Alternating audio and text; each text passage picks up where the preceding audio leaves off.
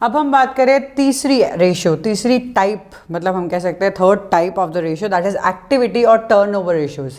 Activity मतलब business में काम क्या हो रहा है, कितनी तेजी से हो रहा है, कितनी तेजी से पैसे आ रहे हैं, कितनी तेजी से पैसे जा रहे हैं, कितनी तेजी से पैसे कन्वर्ट हो रहे हैं, अपना स्टॉक कैसे कन्वर्ट हो रहा है अपना good cost of good sold में। So that way, so there are 4 ratio under this activity ratio. 4 ratio है एक्टिविटी के under, that is turnover ratio भी बोलते हैं इसको।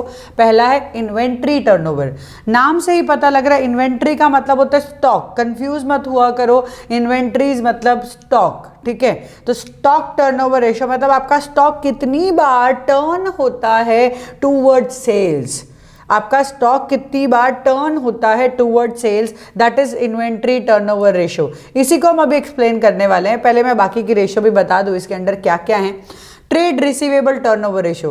ट्रेड रिसीवेबल का मतलब होता है मुझे कितनी बार पैसा मिलने वाला है, मैंने सेल किया है क्रेडिट पे और मुझे वो पैसा डेटर से, बिल्स रिसीवेबल से मिलने वाला है, तो कितनी बार मिलता है मुझे, वो कितनी बार टर्न होता है।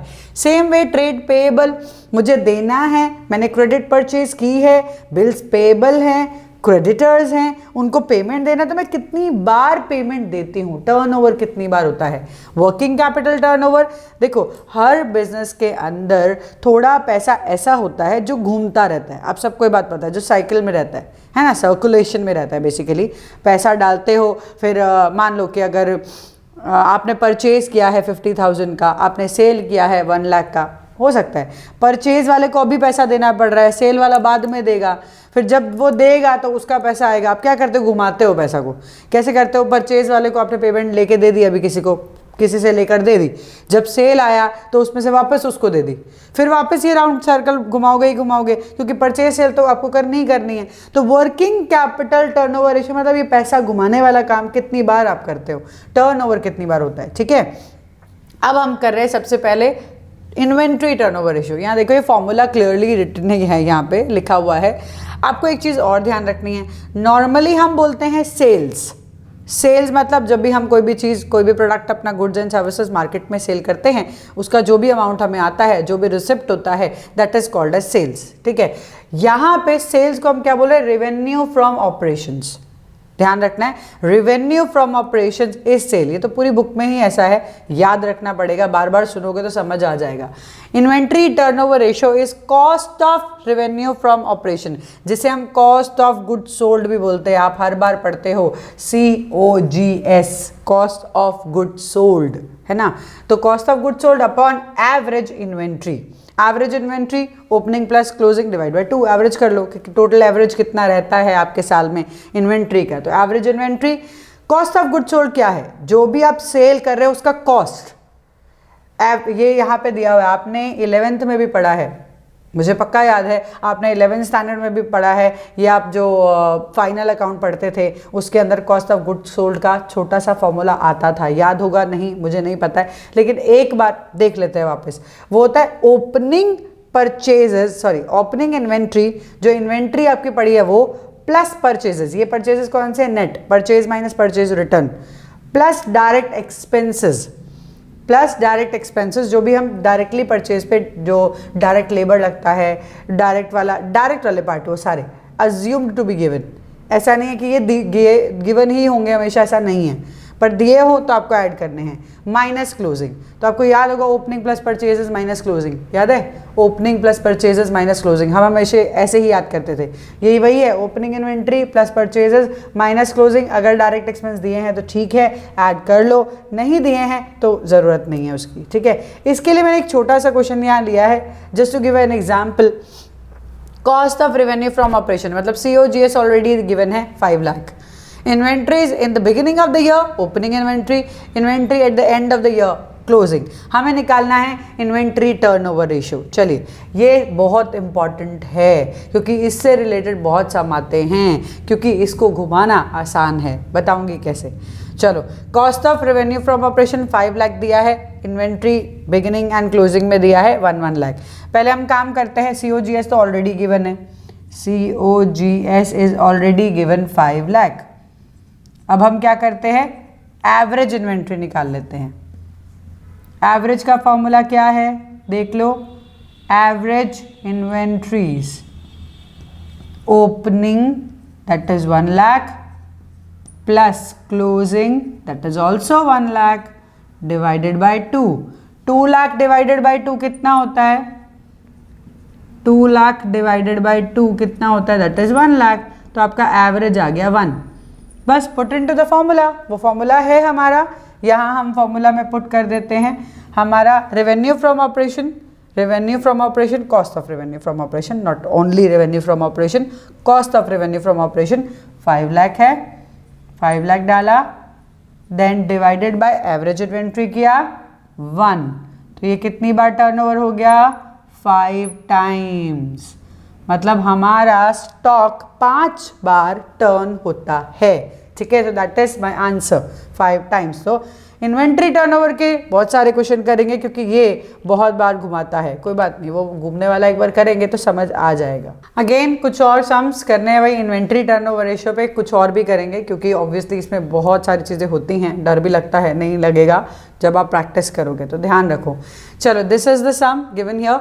ओपनिंग इन्वेंट्री दिया है 30,000, परचेजेस दिया है 70, कैरेज इनवर्ड दिया है, क्लोजिंग इन्वेंट्री दिया है, वेजेस दिया हुआ है, फ्राइट आउटवर्ड दिया हुआ है। आउटवर्ड और इनवर्ड में सब फर्क समझना है।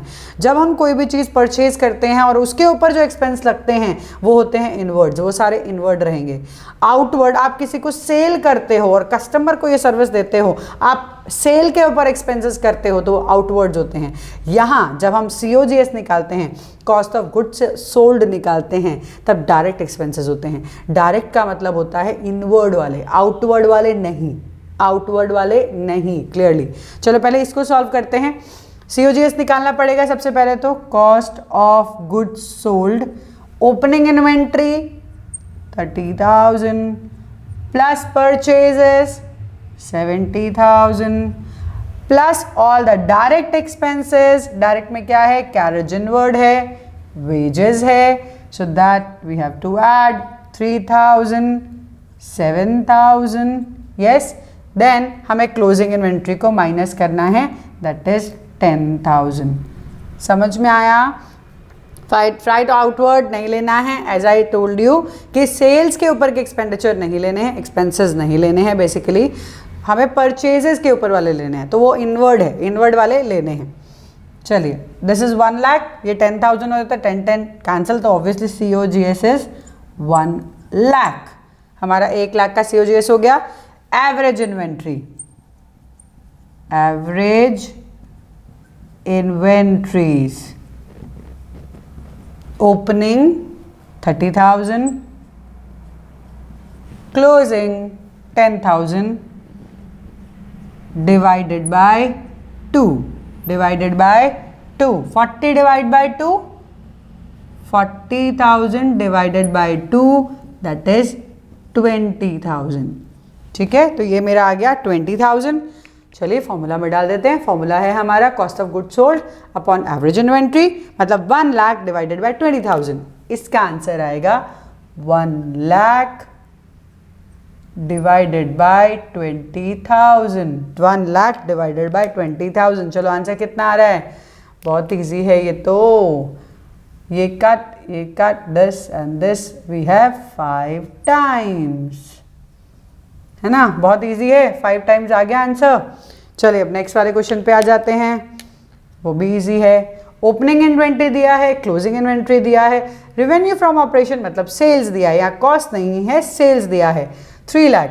अब बोल रहे हैं gross profit 25% on cost, cost के ऊपर 25% प्रॉफिट लगा, फिर आपका सेल आया। देखो अब यहाँ पे समझो, अगर मेरा कॉस्ट 100% है प्लस ग्रॉस प्रॉफिट 25 है, तो सेल्स कितना होगा? 125। सही है, मैं ऐसे ज्यूम करके देख रही हूँ, 100, 25, 125। ठीक है, मतलब मेरा ये जो है रेवेन्यू फ्रॉम ऑपरेशंस 3 लाख, वही मेरा 125% है। मुझे क्या निकालना है? कॉस्ट। ठीक है, तो cost of goods sold is equal to जो आपका सेल्स है डिवाइडेड बाय जितना वो परसेंटेज है, वो है 125। जो हमें निकालना है, 100। हमेशा ध्यान रखो, जो भी नंबर जितना परसेंट होता है, जो भी नंबर जितना परसेंट होता है, अब मेरे को समझ में आ चुका है कि सेल्स मेरा 125% है, तो इसको मैं 125 से डिवाइड करूंगी। जितना परसेंट होता है उससे डिवाइड करो, जो निकालना है उससे मल्टीप्लाई करो। इजी है। 4 5 6, यहाँ 4 zeros, आंसर इज 2,40,000। 2,40,000। चलिए एवरेज इन्वेंट्री देख लेते हैं, फिर उसका आंसर भी देखना है। Average inventory that is opening कितना है 79, क्लोजिंग कितना है 81।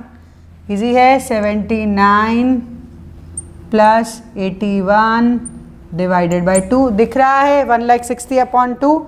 आंसर कितना आ जाएगा 80,000। तो ये तो बहुत इजी हो गया। चलिए अब इसका आंसर निकाल लेते हैं, फॉर्मूला में डालते हैं। COGS 2,40,000 divided by average stock 80,000, 0 0 cut. ये तो बहुत इजी हो गया। 3 टाइम्स, तो इसका आंसर 3 टाइम्स, इसका आंसर 5 टाइम्स। ठीक है, तो बहुत इजी है। बस ये परसेंटेज ध्यान रखनी है किसके ऊपर लग रही है। कॉस्ट पे है तो कॉस्ट को 100 मानो, अगर सेल्स पे है तो सेल को 100 मानो। तो सेल्स को आप यहाँ 100 मान लोगे तो यहाँ इसका 25% 25 और यहाँ कॉस्ट हो जाएगा 75। ठीक है, तो ये आपको समझना पड़ेगा कि कौन सी चीज़ क्या है, कितने परसेंट है। यहाँ पे ऑन कॉस्ट बोला है। ठीक है, जो बोलें उसको हम 100 मानेंगे। ठीक है, उसके बाद हम बाकी चीज़ें सॉल्व करेंगे। अभी मैंने बोला ही, जो भी नंबर दिया है उसको डिवाइड करना है उस परसेंटेज से जो वो है, इनटू करना है जो हमें निकालना है, तो उससे we will get our answer. ठीक है, बहुत इजी हो गया ये। इसके बाद और सम प्रैक्टिस करते हैं। अगेन कुछ और सम ले रहे हैं, परसेंटेज, टाइम, सब कुछ बीच में आ जाएगा। कैसे हम निकालते हैं बाकी सारी चीज़ों को। See, net sales given 4 lakh here, average inventory given 40,000, gross loss on sale is 20%। Sale दिया है, बहुत अच्छी बात है क्योंकि सेल तो ऑलरेडी मुझे गिवन है, तो सेल का ही 20% लॉस है। तो हम देख लेते हैं पहले लॉस कितना है हमें। Loss is equal to 4 lakh into 20%। 4 lakh का 20% कितना 80,000। हमारा 80,000 लॉस है, तो कॉस्ट कितना होगा। कॉस्ट पे ध्यान रखना है, हमेशा लॉस होगा तो ऐड होगा सेल्स के अंदर, प्रॉफिट होगा तो माइनस होगा। ध्यान रखना है, cost plus profit is equal to sales. Loss होता है तो cost minus loss is equal to sales. इसीलिए यहाँ पे जो हमारी सेल्स है दैट इज 4 लाख एंड जो लॉस है प्लस 80,000, ये दोनों को ऐड करना है, will get our cost that is 4,80,000। तो हमारा कॉस्ट आ गया, cost of good sold. Average inventory already दिया हुआ है, निकाल लेते हैं डायरेक्टली फॉर्मूला में डाल के। 4,80,000 divided by 40,000, so 0 0 cut, then we have 12 times। 12 times answer आ गया, परफेक्ट। चलिए अब दूसरी साइड आ जाते हैं। इसमें बहुत ज़्यादा कंफ्यूज होते हो, कोई बात नहीं, कंफ्यूजन दूर करते हैं।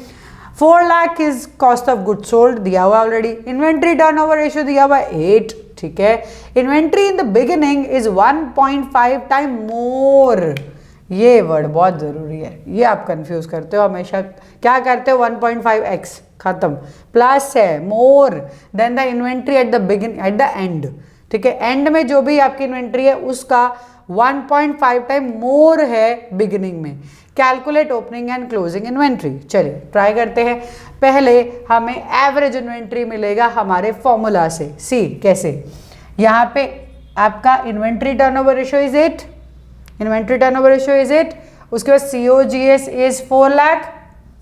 ठीक है, नीचे क्या होता है एवरेज इन्वेंट्रीज, एवरेज इन्वेंट्री होता है, तो ये यहाँ चला जाएगा, ये यहाँ आ जाएगा। हम निकाल सकते हैं जो हम क्रॉस में मल्टीप्लिकेशंस में करते हैं। सो मतलब हमारा average inventory is equal to 4 lakh divided by 8, that is how much 50,000। ये तो परफेक्ट हो गया। कट करके देख सकते हो। ये तो मेरा आ गया एवरेज इन्वेंट्री। अब देखते हैं यहाँ पे हमें क्या करना पड़ेगा, एट द एंड वाले को हम अज्यूम कर लेते हैं x, ठीक है। Closing inventory is equal to x, ठीक है। ओपनिंग क्या होगी, opening inventory in the beginning is 1.5 time more than the inventory at the end. तो ओपनिंग क्या होगी, opening inventory is equal to x, पहले तो जो क्लोजिंग है वो, प्लस 1.5x। यहां कंफ्यूजन होता है ना।